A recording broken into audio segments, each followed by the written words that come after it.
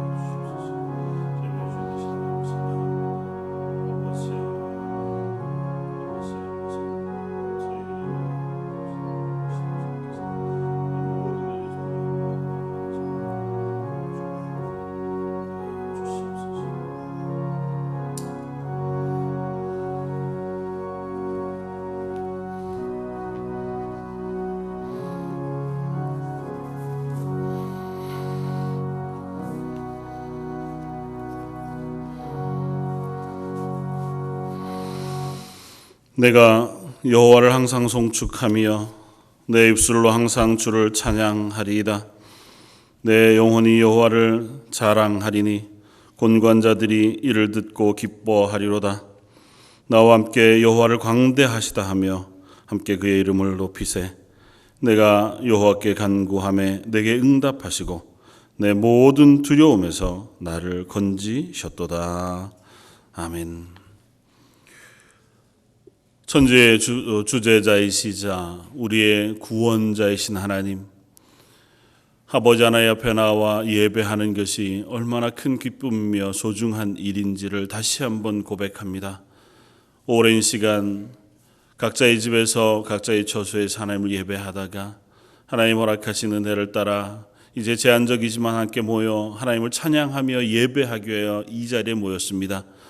모인 모든 무리들 또 함께하지 못하는 이들의 그 가정까지 아버지 하나님께서 예배 가운데 임하여 주시고 그들의 심령과 그들의 삶이 충만한 것으로 은혜 베풀어 주옵소서. 오늘 말씀 예수님 이름으로 기도드립니다. 아멘. 전능하사 천지를 만드신 하나님 아버지를 내가 믿사오며 교회 아들 우리 주 예수 그리스도를 믿사오니 이는 성령으로 잉태하사 동정녀 마리아에게 나시고 본디오 빌라도에게 고난을 받으사 십자가에 못 박혀 죽으시고 장사한 지 사흘 만에 죽은 자 가운데서 다시 살아나시며 하늘에 오르사 전능하신 하나님 우편에 앉아 계시다가 저희로서 산 자와 죽은 자를 심판하러 오시리라. 성령을 믿사오며 거룩한 공회와 성도가 서로 교통하는 것과 죄를 사하여 주시는 것과 몸이 다시 사는 것과 영원히 사는 것을 믿사옵나이다. 아멘. 찬송가 35장을 함께 찬양하시겠습니다.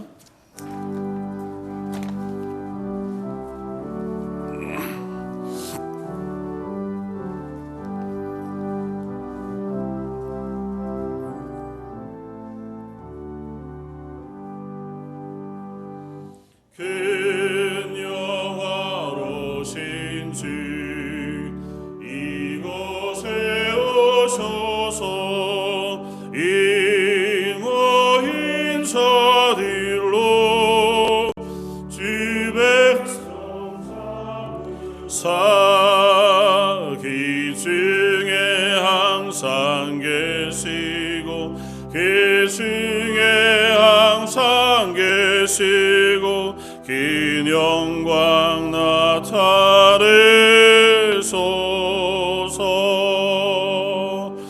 이 백성 기도와 또 예물 드림이 향내와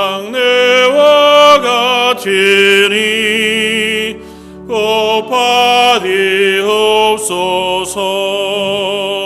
주 예수 크신 복음을 주 예수 크신 복음을 전 백성 듣게 하소서.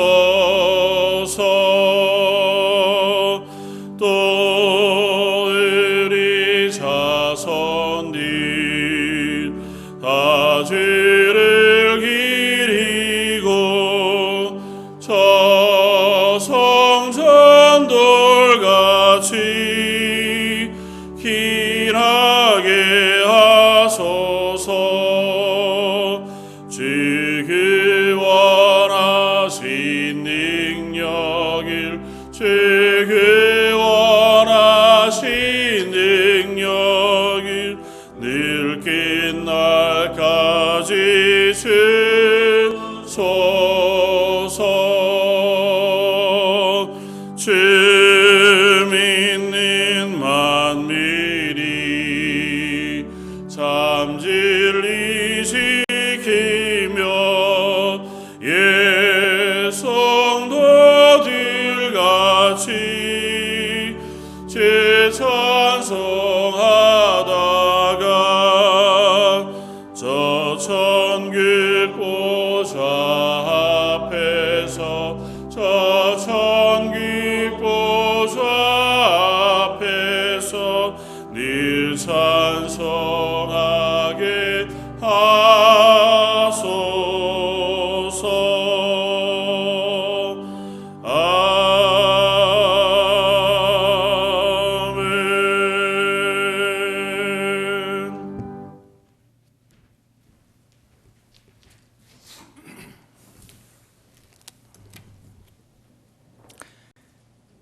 사랑과 은혜가 충만하신 하나님, 지난 한 주간 또 어지러운 세상 속에 살아갈 때 눈동자처럼 지켜주시고 보호하시다가 오늘 거룩한 주일 성령님의 인도하심으로 주님 전으로 나올 수 있도록 은혜 주시니 감사드립니다. 신령과 진정으로 예배드리오니 주님 영광 받아 주시옵소서. 하나님, 이제 저희들이 지은 모든 죄를 고백하고 회개하오니 저희들의 죄와 잘못을 용서하여 주옵소서. 주님의 마음을 담지 못하고 불평과 시기와 미움으로 가득 찬 시간들이 너무 많았습니다. 주님, 저희들의 모든 허물을 용서하여 주옵시고 주님의 보혈로 씻어 주시옵소서. 그리하여 저희들이 주님을 믿는 성도로서 본분을 다할 수 있는 믿음을 허락하여 주옵소서. 오직 주님만을 사랑하고 주님의 말씀을 따라 주님의 일을 하며 살기를 기도하니 축복하여 주시옵소서. 하나님, 14주 만에 주님 전에 함께 모여 예배 드릴 수 있게 하심을 감사드립니다. 이제 제한적이 아니라 정교인이 한자리에 모여 예배 드릴 수 있기를 기도드립니다. 특히 EM과 주일학교 예배도 빨리 정상적으로 회복되기를 기도드립니다. 찬양팀과 성가대의 찬양으로 하나님께 영광 돌리게 하시고 성도들이 사랑의 교제로 하나 되게 하여 주시옵소서. 하나님, 하지만 아직도 세계는 코로나 바이러스로 몹시 어려운 시간을 보내고 있습니다. 많은 사람이 목숨을 잃고 경제는 몹시 어렵습니다. 사업은 어려워지고 일하고 싶은 많은 사람들이 직장을 잃었고 새로운 직장을 구하기가 어렵습니다. 백신도 치료제도 언제 준비될지 알 수 없는 이런 안타까운 현실 속에서 불안하게 살아가는 많은 사람들을 긍휼히 여겨 주시옵소서. 하나님, 우리의 할 일은 기도뿐이오니 기도하게 하여 주시옵고 우리의 부르짖음을 들어 주시옵소서. 응답하여 주시옵소서. 그래야 성도들의 문제가 해결되고 애타는 간구가 응답받는 귀한 은혜의 시간이 되게 하여 주시옵소서. 특별히 육신의 병으로 고통당하는 성도의 가족에게 소망을 주시옵고 낙심하지 않도록 굳센 믿음을 갖게 하시고 치유와 회복의 은혜를 더하여 주시옵소서. 하나님, 이국 땅에서 땅끝까지 주님의 나라가 확장되는 그날까지 온 힘을 다하여 선교하시는 선교사님을 생각합니다. 그들의 수고와 눈물의 기도를 기억하시고 사역 위에 함께 하시기를 기도드립니다. 특별히 저희 교회에서 후원하는 7분의 선교사님들, 그들의 건강을 지키시고 가정을 지켜 주시옵소서. 우리가 직접 나가 선교할 수 없다 할지라도 기도와 물질로 후원할 수 있도록 축복하여 주시옵소서. 하나님, 말씀을 들고 단위에 서신 담임 목사님에게 성령 충만함을 주옵시고 능력을 더하여 주옵소서. 생명의 말씀을 선포하실 때 말씀을 받는 성도들 겸손하고 갈급한 심령으로 듣게 하시고 하나님의 음성을 듣는 귀한 은혜의 시간이 되게 하여 주옵소서. 말씀으로 주님을 더욱 사랑하게 하시고 말씀으로 세상으로 담대히 나아가게 하시고 삶 속에서 놀라운 변화를 경험하게 하여 주시옵소서. 하나님, 성도님들의 여러 가지 기도 제목들 들으시고 응답하옵소서. 이 시간 다 해결받고 은혜 받는 시간 되게 하옵소서. 여러 가지 사정으로 예배에 참석지 못한 사랑하는 성도들을 기억하시고 다음 시간에는 모두 예배의 자리로 나오게 하셔서 주님께 영광 돌리며 은혜 나누는 복된 시간을 허락하여 주시옵소서. 오늘 이 예배를 온전히 주님께서 주장하셔서 마치는 시간까지 주님께서 인도해 주옵소서. 예배의 시종을 주님께 맡기오며 예수 그리스도의 이름 받들어 기도드렸사옵나이다.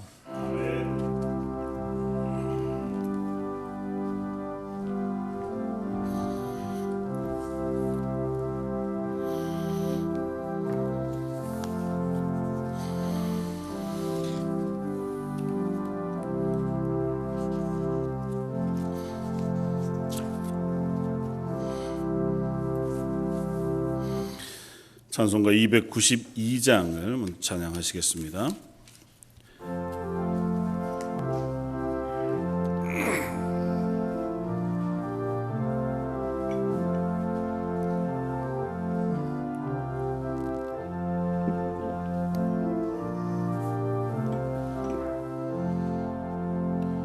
주 없이 살 수 없네 죄인의 그 주여 그 귀한 보배 피로 날 구속하소서.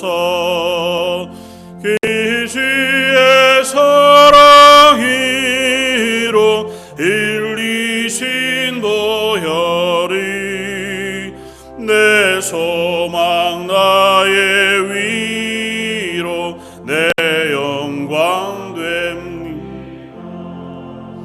주 없이 살 수 없네 나 혼자 못 서리 힘없고 부족하며 지혜도 없도다. 내 주는 나의 생명 또 나의 힘이라 내 맘 의지하여 지혜를 얻으리. 죄 없이 살 수 없네 내 주는 아신다.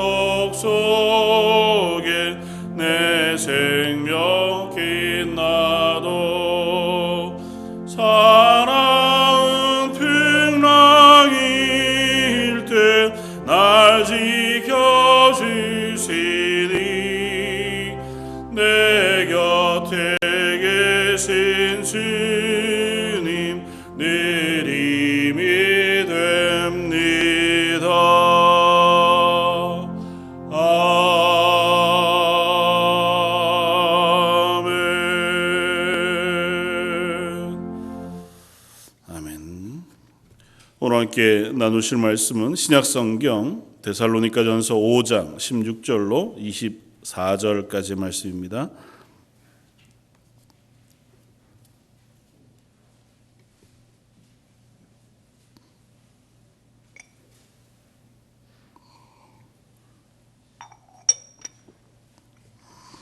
신약성경 333쪽에 있는 말씀, 데살로니가전서 5장 16절로 24절까지의 말씀입니다.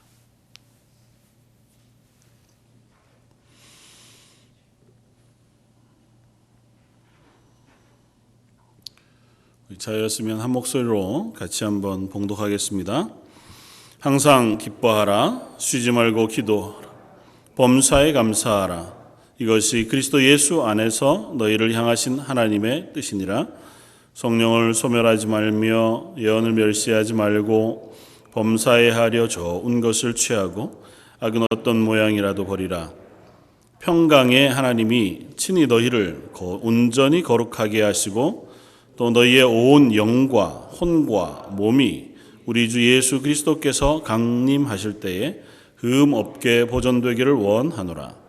너희를 부르시는 이는 미쁘시니 그가 또한 이루시리라. 아멘.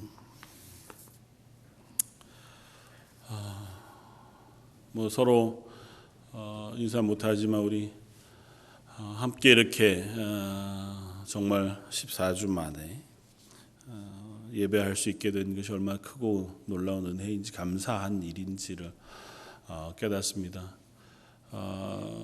오늘 예배드리는 것을 준비하면서 계속 그랬죠. 어제 오늘 예배 전에는 제가 처음 목사 안수 받고 이렇게 설교하던 날만큼이나 긴장되고 그렇더라고요. 그러니까 이 예배드리는 이 시간이 막 두렵고 이런 것이 아니라 왠지 모르게 긴장도 되고 또 한편으로는 부담도 되고 또 한편으로는 감사도 있고, 그러니까 생소한 경험을 하고 있는 것 같아 보입니다. 똑같이 여름이 되고 또 똑같은 자연 속에서 같은 시간을 보냄에도 불구하고 이렇게 예배의 자리에 서고 함께 예배하고 또 심지어는 우리가 생활하는 일상, 마트에 가고 또 가족 안에서 생활하는 것조차 조금씩 생소한 시간들을 보내게 되고, 특별히 이렇게 예배하는 시간, 함께 교회로 모여서 함께 찬양하고 함께 예배한다고 하는 이 시간이 이전과는 참 많이 다른 마음가짐 혹은 상황 속에 서게 되는 것 같아 보입니다. 이 안에서 또 여전히 하나님 우리 예배를 들으시는 줄 알아서, 또 그 하나님 앞에서 우리가 살아가는 줄 알아서 그리스도인으로 구원받은 하나님의 백성으로 또 구원의 기쁨을 가지고 살아갈 수 있는 저와 여러분들 되시기를 주님의 이름으로 축원을 드립니다. 언젠가도 함께 나누었지만 현대를 은혜를 잃어버린 시대라고 표현합니다.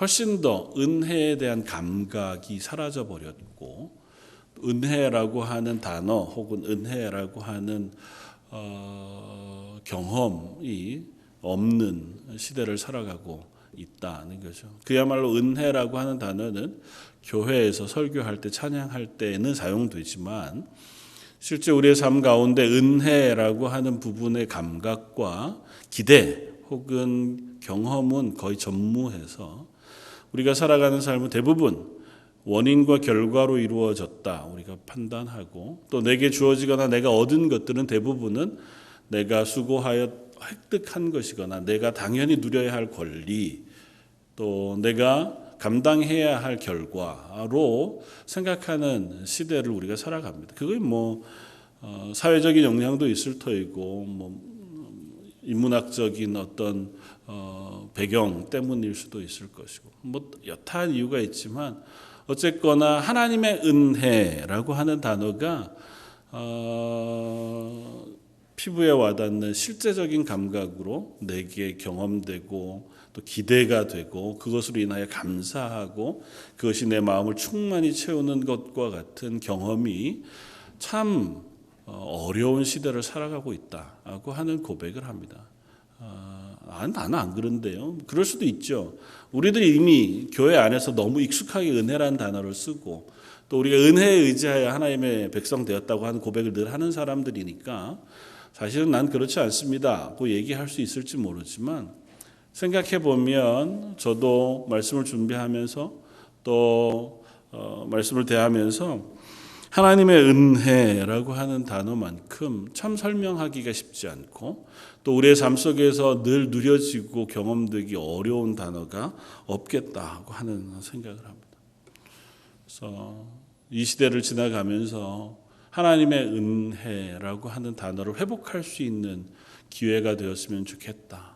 내 힘으로 아무것도 할 수 없어서 내가 판단하고 계획할 수 있는 것들이 별로 없어서 지금 좀 아까 장로님 기도하셨던 것처럼 하나님의 은혜, 도우심 외에는 우리가 지금 할 수 있는 게 별로 없잖아요. 기도하고 하나님께서 속히 은혜 베풀어 주셔서 사람들 지혜롭게 또 백신을 개발하는 이들의 손을 또 도우셔서 이 일들을 잘 이겨나갈 수 있도록 연약한 이들에게는 건강으로 힘으로 북돋아 주시고 또 안전하게 지켜주시기를 사모하는 것, 그것이 우리가 해야 할 수 있는 어쩌면 유일한 일이기도 하겠다. 그래서 이 시간을 지나가면서 다른 것들을 우리가 각기 자기 소견에 오른 대로 살아가죠. 내가 판단하기 이게 안전하다고 생각하는 방법으로 우리는 삶을 살아갑니다. 어떤 분들은 이것이 더 나아서 나는 그 방식 이외의 것들은 거절하고 내 삶을 보호하는가 하면 어떤 분들은 그렇게 심하게 그러는가, 일상처럼 살아야지. 그렇게 하시는 분들도 없지 않잖아요. 그러니까 자기 생각에 맞는 대로 지금 현재의 삶을 살아가지만 그 와중에서도 여전히 이 시간 속에 하나님께서 우리를 주관하고 계시다고 하는 것들 우리가 기억하면서 그 하나님의 은혜를 구하고 또 그 하나님의 은혜를 경험하고 그 하나님의 은혜로 인하여 기뻐할 수 있는 저 여러분들이 되면 좋겠다. 그래서 말씀을 나누면서 또 말씀 묵상하면서 삶 가운데에서 저 여러분들에게 우리의 구원자 되신 하나님의 은혜의 경험들이 일어나기를 원합니다. 오늘 본문은 데살로니가 전서의 말씀이고 사도행전의 배경으로 따지자면 17장, 사도행전 17장의 이야기 가운데 아주 짧게 기록되어지고 있는 교회가 데살로니가라고 하는 지역입니다. 사도 바울이 2차 전도 여행을 떠나서 마게도니아로 오라, 와 우리를 도우라고 하는 환상을 받고 아시아에서 유럽으로 건너갑니다. 유럽으로가 첫 번째 정착하여 복음을 전한 도시가 빌립보였고 우리가 잘 아는 것처럼 빌립보의 감옥에 갇혔다가 성령의 도우심을 따라서 그곳에 교회를 세우고 복음을 전하게 되어지는 놀라운 일들이 일어나게 되고 그 다음 간 곳이 데살로니가라고 하는 도시입니다. 둘 다 굉장히 큰 도시고 그 도시 안에는 유대인들의 회당도 있었고 또 이방인들도 굉장히 많이 모여 사는 데살로니가에서 한 3번의 안식일 동안 유대인의 회당에서 말씀을 전했다고 하는 사도 바울의 기록이 있습니다. 그리고 야손의 집에서 또 아마 복음을 나누는 것까지 포함하면 짧게는 3주, 길게는 한 4, 5주 이상 데살로니가에 머물면서 사도 바울이 복음을 전했고 그로 인하여 많은 유대인들 또 이방인들, 특별히 이방인들과 기부인들이 복음을 받아들였다고 하는 기록을 사도행전 17장이 하고 있습니다. 그런데 그 복음이 전파되어지는 것을 유대인들이 싫어합니다. 그래서 빌미를 잡아 이 바울 일행을 핍박하기 시작해서 그곳에서 도망하여 간 곳이 베레아라고 하는 도시였고 그곳까지 이 데살로니가 사람들이 쫓아와서 또 핍박해서 그곳에서도 떠난 곳이 아덴이라는 곳까지 갑니다. 그리고 아덴에 가 있는 동안 이 사도 바울이 디모데 일행 중에 하나였던 디모데를 데살로니가 교회로 파송을 합니다. 그러니까 보냅니다. 왜냐하면 도망쳐 나오느라 급하게 물러 나오느라고 교회 이제 새로 믿은 성도들, 복음을 받아들이는 성도들이 어떻게 서 있는지 잘 알지 못해서 그들을 단단히 세우고 권면하기 위하여 보냈고 그 디모데가 다시 돌아와서 만난 것이 아덴에서 떠나 고린도라는 도시에 왔을 때 디모데가 고린도로 와서 데살로니가 빌립보 사람들의 상황이 이러합니다고 하는 이야기를 전한 이야기를 듣고 쓴 편지가 데살로니가 전서예요. 그러니까 데살로니가 전서는 다른 편지들보다 훨씬 더 일찍 써졌습니다. 사도 바울이 쓴 성경 편지 중에 가장 빠른 시간에 써진 성경이 데살로니가 전서고, 요 편지 다로 바로 뒤이어서 쓴 편지가 데살로니가 후서. 왜 이야기를 하냐면 편지를 받고 있는 데살로니가 교회 성도들이 예수를 믿고 교회가 된 지 얼마 되지 않았을 때예요. 그러니까 뭐 길게 잡아도 두세 달, 서너 달, 혹은 뭐 많이 잡아도 6개월 정도 되지 않았을. 이제 처음 예수를 믿고 예수님이 누구신지를 고백하고 바울로부터 복음을 듣고 함께 모여서 예배하는 사람의 숫자가 얼마나 되었을지도 잘 알지 못하는, 그리고 대부분은 이방인들이었으니 율법을 잘 아는 사람들도 아니었고 하나님에 대한 인식이 분명한 사람들도 아닌 사람들이 그 가운데 모여 예배를 하고 있는 이들이었습니다. 그들에게 편지하면서 사도 바울은 그들이 너희가 받은 구원의 은혜 가운데 담대하게 거하기를 권면합니다. 너희가 믿음으로 구원을 얻었고 하나님께서 너희가 허락하신 그 구원의 완전함, 그것은 흔들리지 않는 것이어서 너희의 어떤 상황 속에서도 그 하나님이 너희와 함께하며 너희의 구원을 완성하실 것이다 고 하는 이야기를 전하기 위해서 데살로니가서를 씁니다. 그리고 그 결론 부분에 오늘 본문에 함께 읽었던 이 권면을 사도 바울이 합니다. 항상 기뻐하라. 쉬지 말고 기도하라. 범사에 감사하라. 이것이 그리스도 예수 안에서 너희를 향하신 하나님의 뜻이니라. 이 이야기를 듣는 이 권면 혹은 부탁을 받고 있는 성도들이 이제 신앙을 가진 지 얼마 되지 않았어요. 믿음의 오랜 연륜을 가지고 그저 삶 속에서도 하나님과 동행하며 하나님의 은혜를 늘 알던 이들에게 권면하는 것이 아니라 처음 이제 예수 그리스도를 주로 고백하고 하나님의 교회가 된 사람들, 그리고 심지어 그들의 상황은 핍박 가운데 있어요. 그들은 어려움 가운데 있는 사람들이. 그래서 데살로니가전서 1장부터 쭉 5장까지 길지 않은 내용들을 읽어보면 너희가 유대인들의 핍박을 내가 받아서 그 데살로니가를 떠난 것처럼 너희가 지금 너희 동족의 핍박을 받아 예배드리고 신앙생활 하는데 어려움을 겪는다는 이야기를 내가 듣는다. 그렇게 했어요. 사도 바울은 이 데살로니가에서 죽음의 위협을 피해서 도망한 거였거든요. 그러니까 바울을 죽이려고 혈안이 됐었습니다. 그러니까 지금 데살로니가 교회의 성도들도 그만큼의 핍박을 받고 있는 상황 속에 있다고 하는 이야기를 들었어요. 그리고 그들을 위로하고 격려하면서 이 편지를 씁니다. 그런데 뭐라고 한다고요? 항상 기뻐하라고 한다. 항상이라고 하는 표현은 어떤 상황에도 너희가 기뻐하라고 권면합니다.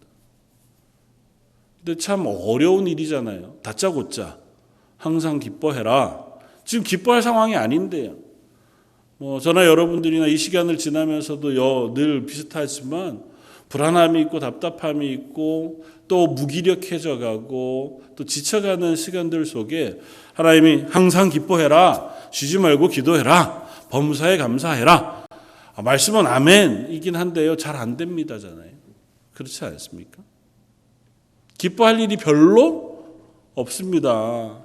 기도한다고는 하는데 참 쉽지 않습니다. 감사는 해야 하는 것이 제 사명인 줄 알고 참 감사할 것도 많긴 한데 또 한편으로는 불평과 답답함이 있습니다. 그게 솔직한 우리들의 고백이죠. 사도 바울이 이 데살로니가 교회에 이 편지를 하면서 그들에게 그 이야기를 권면하는 배경과 설명들을 쭉 데살로니가서를 통해서 하고 있습니다. 오늘 그 이야기들을 살펴보면서 우리가 항상 기뻐할 수 있는 이유, 또 어떻게 항상 기뻐하는 삶을 살아갈 갈 수 있을까에 대한 말씀을 나누기를 원합니다. 첫 번째로 항상 어떤 상황에도 우리가 기뻐할 수 있는 것은 하나님의 구원을 믿기 때문에 우리 기뻐할 수 있습니다. 저 여러분들은 하나님의 구원받은 성도들이잖아요. 이 사실을 우리가 믿음으로 기뻐할 수 있습니다. 이건 상황에 연결되어져 있는 사건이 아니거든요.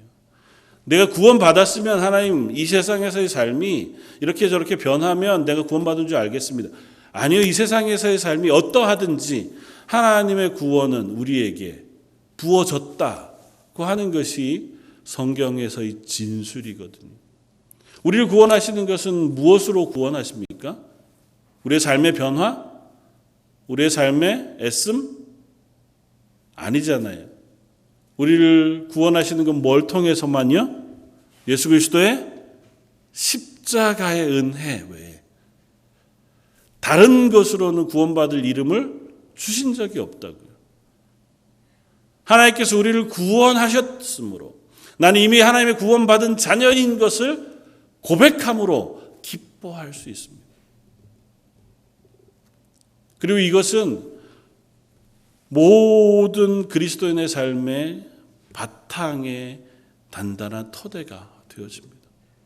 사실은 데살로니가 전서를 쭉 관통하고 있는 이야기를 말하라고 하면 사실은 재림이라고 표현할 수 있어요. 예수님의 다시 오심에 대한 설명을 쭉 합니다. 우리가 읽은 이 본문 바로 앞에도 보면 예수님께서 다시 오실 것, 그날이 임할 것에 대한 준비, 그리고 그날은 그야말로 도적같이 임할 것이다 하는 이야기들을 해줍니다. 5장 2절 주의 날이 밤에 도둑같이 이룰 줄 너희 자신이 자세히 알기 때문이라. 그들이 평안하다 안전하다 할 그때에 임신한 여인에게 해산의 고통이 이른과 같이 멸망이 갑자기 그들에게 이르리니 결코 피하지 못하리라. 그날이 임할 것에 대한 경고를 하지만 경고에서 끝나지 않고 이 이야기를 어디로 연결하냐면 하나님께서 우리를 살리실 것이다 하는 이야기를 해요. 9절에 하나님이 우리를 세우심은 노하심에 이르게 하심이 아니요 오직 우리 주 예수 그리스도로 말미암아 구원을 받게 하심이라. 예수께서 우리를 위하여 죽으사 우리로 하여금 깨어있는 자든지 자기와 함께 깨어있든지 자든지 자기와 함께 살게 하려 하셨느니라.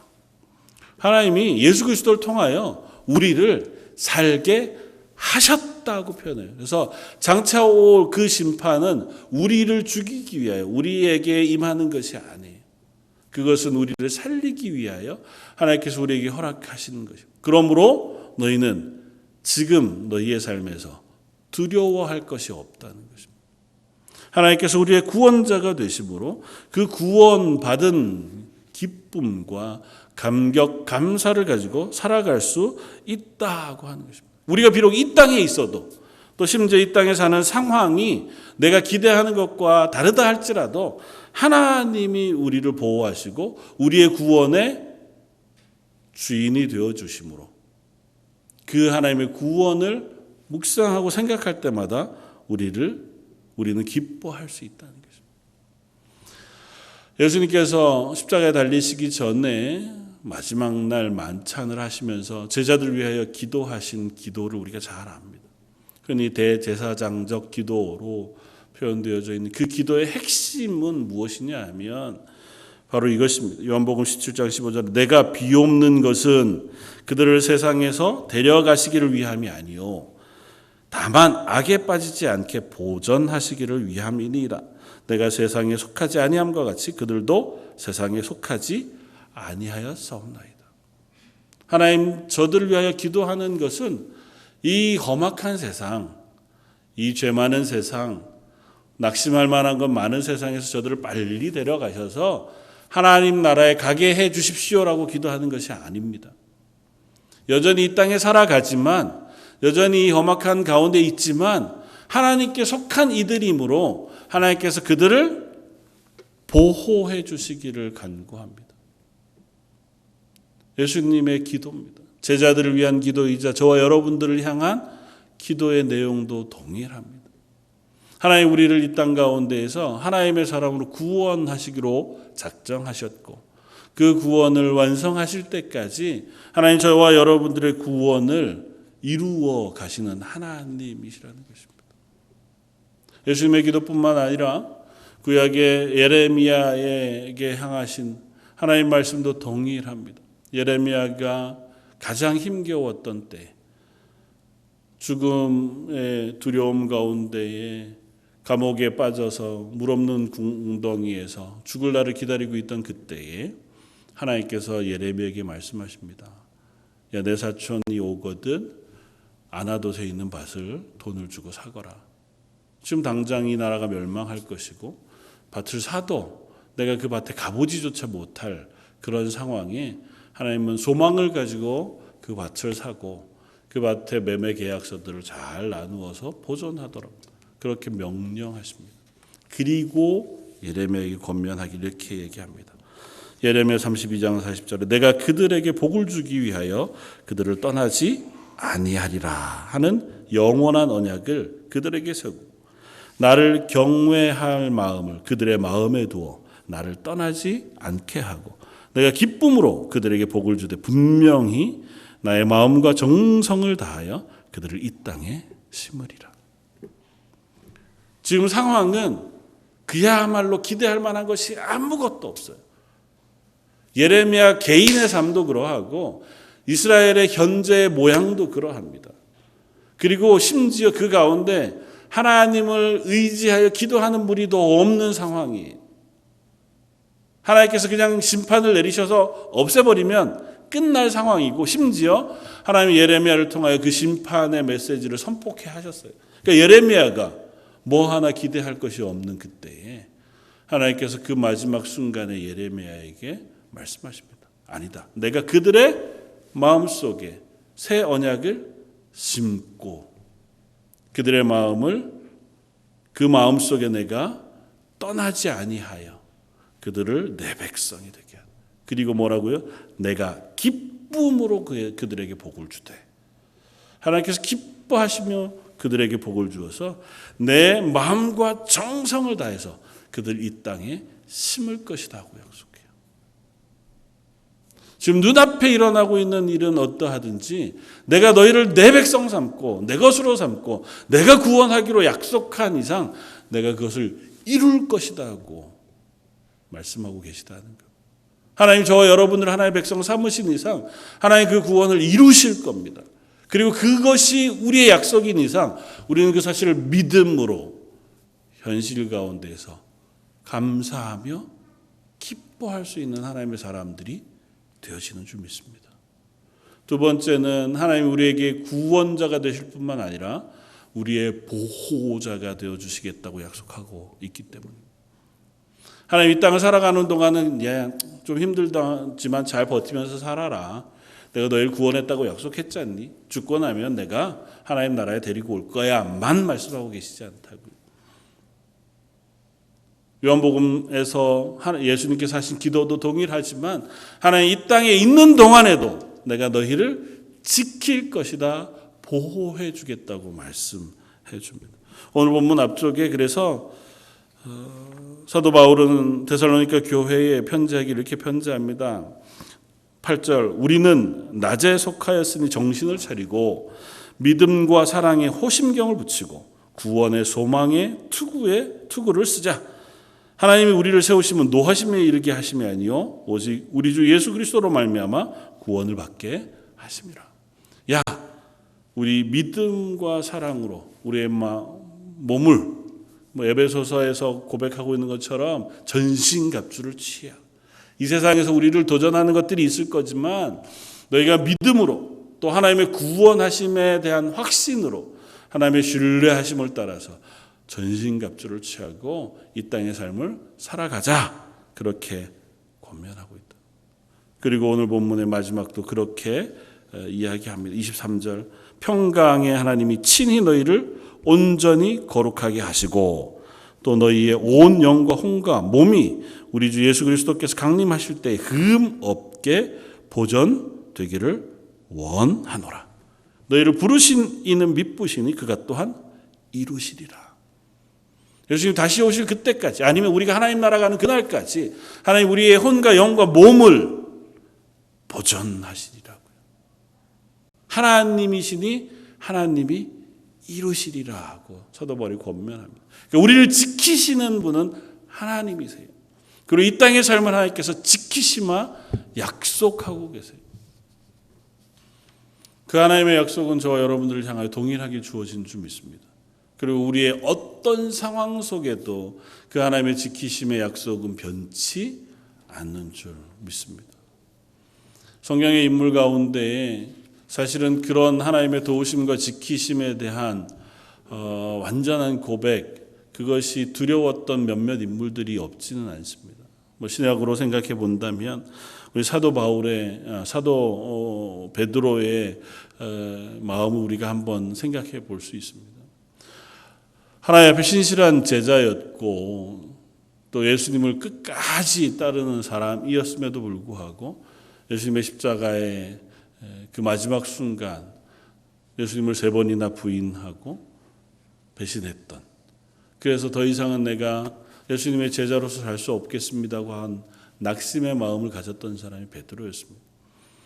그 이후로도 그가 제자들을 떠나지는 않았지만 그 마음속에 깊은 낙심이 있었다고 하는 사실 우리가 충분히 이해할 만합니다.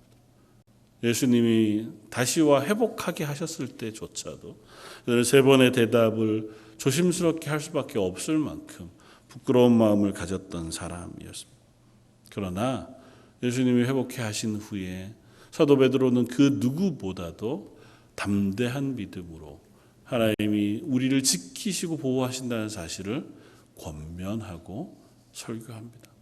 베드로전서 1장 5절에 너희는 말세에 나타내기로 예비하신 구원을 얻기 위하여 믿음으로 말미암아 하나님의 능력으로 보호하심을 받았느니라. 그러므로 너희가 이제 여러 가지 시험으로 말미암아 잠깐 근심하게 되지 않을 수 없으나 오히려 크게 기뻐하는도다. 베드로의 고백은 다른 이들의 고백보다 훨씬 더 무게가 있는 고백일 수 있겠다 생각이 돼요. 사도 베드로 스스로가 신앙의 가장 연약한 자리까지 떨어져 봤고 또 그것으로 인한 낙심의 자리에도 서 있어 보았고 실패하기로 따지면 예수님이 버리셔도 그만일 만한 실패의 자리까지 내려가 본 사람이었습니다.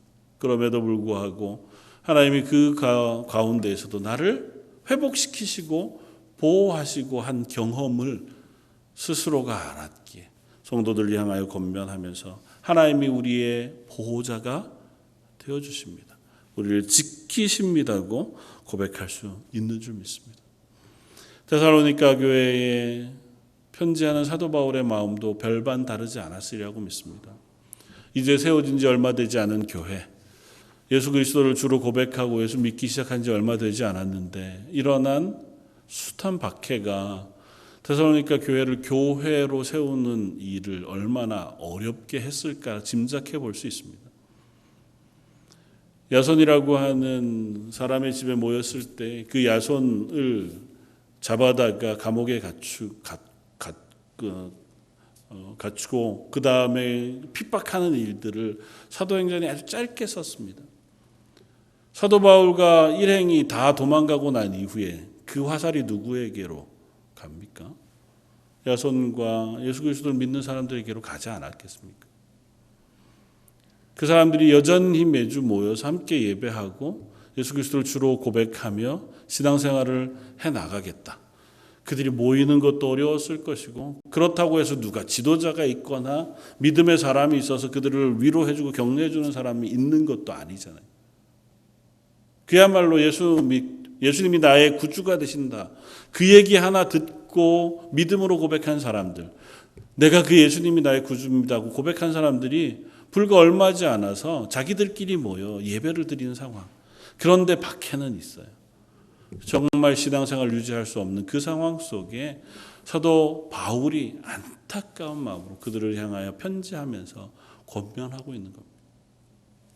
너희를 구원하신 하나님께서 그 구원을 포기치 않으실 것이다. 그리고 너희를 구원하신 하나님께서 너희를 지키실 것이다. 그러므로 항상 기뻐해라. 너의 지금 현재의 상황이 어렵다고 하더라도 너희를 구원하신 하나님을 인하여 기뻐하며 감사하며 그 하나님께 기도함으로 이 시간 속의 삶을 살아가도록 권면하고 있는 것입니다. 마지막으로 우리가 기뻐할 수 있는 것은 성도들을 통하여 허락하신 하나님의 위로 때문에 우리는 기뻐할 수 있습니다. 사도 바울의 모든 편지도 그러하지만 데살로니가 교회를 향하여 편지할 때에도 사도 바울은 데살로니가 교회의 소식을 들음으로 인하여 내가 감사한다, 기뻐한다고 고백해. 디모데가 돌아와서 데살로니가 교회의 상황들을 알려주었을 것 아닙니까? 그래서 편지하면서 1장 2절에 우리가 너희 모두로 말미암아 항상 하나님께 감사한다 그렇게. 2장 13절에는 이러므로 우리가 하나님께 끊임없이 감사함은 너희가 우리에게 들은 바 하나님의 말씀을 받을 때에 사람의 말로 받지 아니하고 하나님의 말씀으로 받음이니 진실로 그러하도다. 이 말씀이 또한 너희 믿는 자 가운데서 역사하느니라. 하나님의 구원의 말씀을 하나님의 말씀으로 받았다고 하는 사실을 내가 확인함으로 감사한다. 그러면서 이렇게 고백합니다. 2장 19절 우리의 소망이나 기쁨이나 자랑의 면류관이 무엇이냐. 그가 강림하실 때에 우리 주 예수 앞에 너희가 아니냐. 너희는 우리의 영광이요 기쁨이니라. 그냥 내가 전도한 열매, 그래서 나는 너희가 내 열매이기 때문에 기뻐한다는 의미가 아니라 내 복음 전한 것을 하나님의 구원의 복음으로 듣고 어려운 환경 속에서도 그 복음을 붙잡고 살아가는 너희가 하나님 앞에 우리의 기쁨이라고 고백합니다. 바울에게 데살로니가 성도가 그러했듯이 데살로니가 성도들에게도 끊임없이 자기들을 위하여 마음을 써주고 다시 되돌아가고 또 디모데를 보내고 편지를 써주는 사도 바울의 위로와 관심이 그들의 기쁨이었는 줄 믿습니다. 하나님께서 하나님, 보이시지 않는 하나님의 은혜를 경험하게 하기 위하여 성도들 혹은 가족 안에서 하나님께서 성도들을 통하여 서로에게 사랑을 나누고 은혜를 나누고 그것으로 인하여 하나님의 성품, 하나님의 마음을 경험하도록 우리를 모으신 줄 믿습니다. 저와 여러분들은 내 옆에 있는 또 한 사람에게 하나님의 사랑과 은혜를 나누는 사람들이자 그들을 통하여 하나님의 사랑을 경험하는 성도이기도 하다는 사실 우리가 깨닫습니다. 저희 런던 제1장로교회 가운데 또 우리가 함께 살아가는 삶 속에서 우리 서로가 서로에게 하나님이 살아계시다는 것과 그 하나님의 은혜의 놀라운 경험과 소망을 나누어주고 또 나누어 받을 수 있는 하나님의 사람들이 되시길 주님의 이름으로 부탁을 드립니다. 조금 아까 읽었던 마지막 23절과 24절을 한번 같이 봉독하면 좋겠습니다. 5장 23절과 24절입니다. 같이 읽겠습니다. 평강의 하나님이 친히 너희를 온전히 거룩하게 하시고 또 너희의 온 영과 혼과 몸이 우리 주 예수 그리스도께서 강림하실 때에 흠 없게 보존되기를 원하노라. 너희를 부르시는 이는 미쁘시니 그가 또한 이루시리라. 아멘.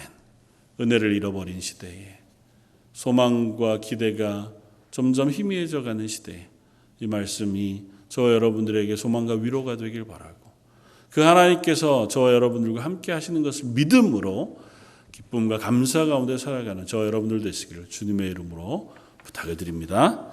한번 같이 기도하겠습니다. 하나님께서 우리에게 약속하신 약속을 의지하여 저희가 이 땅 가운데 삶을 기쁨으로 감사함으로 살아가기를 원합니다. 항상 기뻐하라 말씀하시지만 저희들의 삶의 순간순간마다 저희의 상황과 환경, 저에게 닥쳐오는 일들을 인하여 때로는 두려워하고 또 때로는 걱정하며 살아가는 사람들인 것을 고백합니다. 하오나 그 어느 상황 속에라도 저희를 향하신 하나님의 구원의 놀라운 약속을 멈추지 않으시고 우리를 지키시며 보호하시고 우리 가운데 은혜 베푸시기를 기뻐하시는 하나님을 인하여 저희가 늘 기뻐하며 감사하며 살게 하여 주옵소서. 모든 말씀 예수님 이름으로 기도드립니다. 아멘. 찬송가 377장을 함께 찬양하시겠습니다.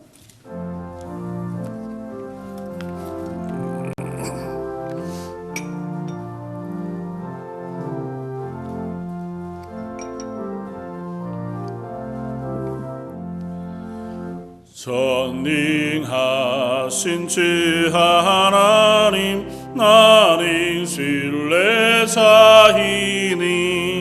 나는 심히 연약해도 주는 강하옵니다. 하늘 양식 먹여주시옵소서.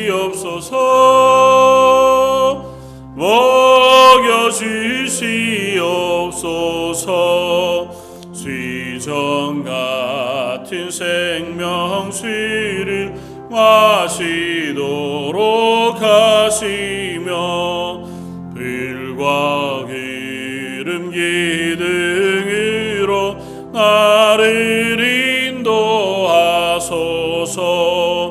나의 주여 나의 주여 힘과 방패 되소서. 힘과 방패 되소서. 요단 강을 건널 때에 겁이 없게 하시고 저기 배는 가나안 땅 편히 닿게 하소서. 영원토록 주께 찬양하리라. 주께 찬양하리라.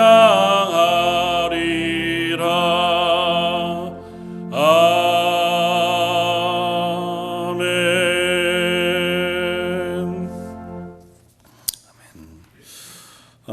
광고 말씀 주보를 참고해 주시면 감사하겠습니다. 오늘부터 이제 예배가 제한적으로 재개가 되는데요. 일단은 한 몇 주 동안은 이렇게 1부와 2부로 나누어서 시간이 좀 조정되었지만 10시와 12시에 예배하도록 하겠습니다. 예배 참석하시는 분들은 가능하면 다 마스크를 착용해 주시면 좋을 것 같고요.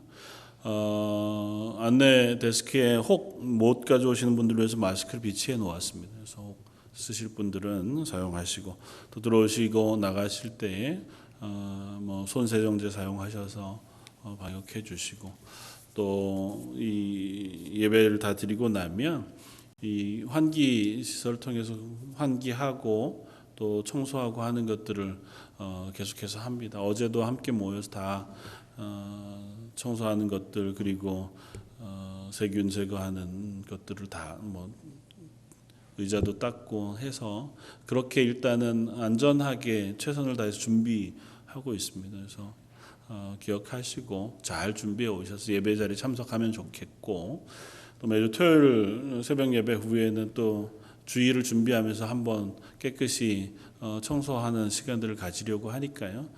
기억하시고 나와주시면 함께 청소하는 일에 수고해 주시면 좋겠습니다. 또 특별히 내일 모레 화요일부터 새벽 예배 그리고 수요일 수요 예배가 재개가 되어집니다. 그리고 이번 재개되어지는 새벽 예배부터는 화요일부터 토요일까지 시간을 모두 다 6시로 통일해서 이제 시작하려고 합니다. 그래서 시간 구분 없이 이전에는 5시 반이었는데요. 화요일부터 토요일까지 6시에 새벽 예배를 드리니까요. 기억하시고 기도의 자리에 나오실 분 나와주시면 감사하겠습니다. 주일학교 EM은 당분간은 온라인으로 예배를 드립니다. 우리 자녀들을 위해서 기도해 주시고 또 함께 예배할 수 있도록 빨리 회복되기를 위해서 기도해 주시기를 부탁을 드립니다. 성가대 식탁교제 또 찬양 인도는 여전히 어려운 상황입니다. 여러 가지 지침이 있어서요. 특별히 찬양하는 것 또 찬양팀으로 모이는 것에 대해서는 정부에서 제한이 너무 강하게 있어서 아마 그것들이 풀려질 때까지는 찬양팀 또 성가대 또 식사 모임은 어려울 것 같습니다. 공지를 참고해 주셔서 당분간은 예배하고 또 돌아갈 수밖에 없지만 위에서 이 일들이 빨리 회복될 수 있도록 기도해 주시고 관심 가져 주시기를 부탁을 드립니다. 감사합니다. 이 시간 찬양 대신에 한번 같이 기도하면 좋겠습니다. 늘 기도하셨겠지만 우리 교회 연로하신 어른들 또 몸이 연약하신 분들 또 자녀들이 있습니다. 특별히 그분들은 여러 가지 걱정도 있고 해서 예배 자리에도 나오시기가 좀 어렵다. 당분간은 그렇게 연락도 해오시고 기도 부탁도 하셨습니다. 그래서 특별히 안디옥 어르신들 또 몸이 연약하신 분들 면역력이 약하신 또 분들 중 항암 치료하시고 계신 분들 하나님께서 그들에게 강건하게 붙잡아 주시고 또 함께 예배할 수 있도록 하나님께서 은혜 베풀어 주십시오. 그리고 자녀들에게도 지혜와 힘을 허락하셔서 이 시기를 지나가는 동안 우리 자녀들이 믿음으로 잘 이겨나갈 수 있도록 그들의 진로와 삶을 지켜주십시오. 우리 한 목소리 함께 기도하고 제가 기도하고 예배를 마치겠습니다. 같이 기도하시겠습니다. 감사 찬양 받으시기 합당하신 주님, 저희를 아버지 하나님께서 부르셔서 하나님을 예배하는 자리에 세워주시니 감사합니다. 실로 아버지 하나님을 예배하는 이 예배의 자리가 얼마나 소중한지를 다시 깨닫습니다. 아버지 하나님, 런던 제1장로교회 가운데 허락하신 귀한 성도들 가오나 아버지 하나님 육신의 연약함으로 인하여 여러 가지 이유로 인하여 이 예배의 자리에조차 참여하지 못하는 이들이 있습니다. 아버지 하나님께서 그들에게 찾아가 주시고 그들의 심령에 그들의 육체에 강건함을 허락하여 주옵소서. 특별히 아버지 하나님 연로하신 어르신들 그들의 육신 가운데에 하나님께서 힘을 더하여 주시고 그 상황 가운데 아버지 하나님께서 위로와 평강을 허락하여 주시며 특별히 아버지 항암 치료하고 계신 집사님과 그 가정들 또 연약한 우리의 자녀들 아버지 하나님 한 사람 한 사람을 다 하나님의 손으로 붙잡아 주시고 그들을 아버지 하나님의 은혜로 채워주셔서 이 시기를 지나가는 동안 오히려 하나님을 경험하고 하나님의 은혜를 경험하고 하나님으로 인하여 기뻐하며 하나님으로 인하여 승리할 수 있는 귀한 자녀들 되게 하여 주옵소서. 오늘 예배를 받으시는 하나님 일부 예배 나와 아버지 하나님을 찬양하며 함께 하나님의 은혜를 구한 모든 성도들에게 하나님의 충만한 것으로 내 넉넉한 것으로 채우시며 아버지 하나님의 사랑이 넉넉한 것으로 덧입혀 주시옵소서. 받아주시기 원하며 주옵소서. 감사와 찬양을 받으시기 합당하신 주님, 성도들의 간절한 기도 아버지 하나님을 향하여 간구하는 부르짖음을 들어주시기를 원합니다. 특별히 이 예배의 자리에 참여하고 싶지만 육신의 연약함으로 또 여러 가지 건강에 염려함으로 또 문제로 예배의 자리에 참여하고 있지 못한 어르신들, 성도들을 기억해 주시고 그들의 육신 가운데 하나님께서 건강을 허락하시며 그들의 마음에 하늘로부터 부어지는 은혜가 있게 하여 주옵소서. 우리의 자녀들도 아직도 온라인으로 예배할 수밖에 없는 상황에 있습니다. 하나님, 우리의 자녀들 하나님의 손으로 붙잡아 주셔서 믿음으로 자라게 하시고 흔들리지 않고 이 시기를 잘 지나갈 수 있는 하나님의 자녀들 되게 하여 주옵소서. 특별히 일부 예배에 나와 함께 예배하는 성도들 하나님, 그들의 입술의 찬양을 들으시고 그들의 예배를 받으시며 그 가정 위에 삶 위에 은혜의 풍성한 것으로 동행하여 주옵소서. 지금은 우리 주 예수 그리스도의 무한하신 은혜와 아버지 하나님의 그 크신 사랑하심과 성령님의 위로 교통하시고 우리를 붙잡으시며 도우시고 지키심이 우리 주께 예배하는 모든 성도들과 그들의 가정과 자녀와 하는 일들 위에 지금부터 영원까지 함께 계실지어다.